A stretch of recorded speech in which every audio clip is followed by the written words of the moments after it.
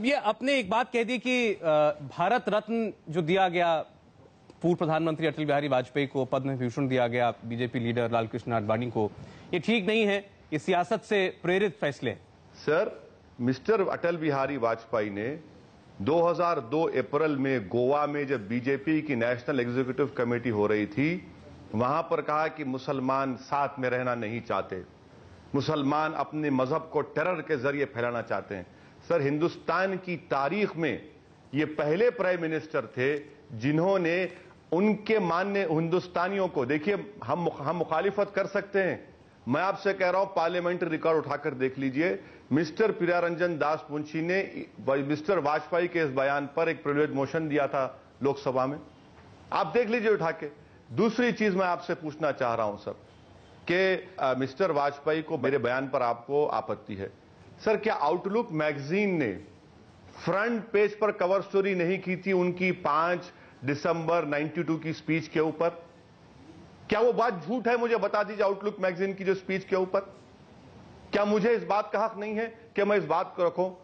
Congress party हो, कोई और पार्टी हो, बड़े से बड़ा ऑपोजिशन हो, किसी ने सवाल नहीं उठाया। एक असदुद्दीन ओवैसी को आपत्ति है। बिल्कुल, एक असदुद्दीन ओवैसी काफी है बीजेपी आरएसएस के लिए। अगर किसी में हिम्मत नहीं है हक बात बोलने की, मुझ में हिम्मत है, मैं हक बात कह रहा हूं। जुटला दीजिए मुझे आप।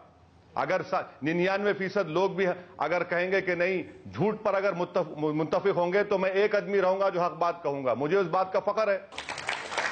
असदुद्दीन ओवैसी मुद्दे चुन लेते हैं, उससे बड़ी उससे कंट्रोवर्सी पैदा होती है और आप मुसलमानों के बीच हीरो बन जाते हैं। लेकिन जब मुद्दा आता है कश्मीर में कश्मीरी पंडितों की वापसी का, जो अपने ही देश में बेगाने हो गए, वहां कुछ नहीं कहते। 2014 में जब पहला पार्लियामेंट का सेशन हुआ, ये बीजेपी की मोदी गवर्नमेंट बनने के बाद, मैंने अपनी पार्लियामेंट्री स्पीच में कहा कि यकीनन कश्मीरी पंडितों को वापस जाना चाहिए, उनका इंतजाम करना चाहिए।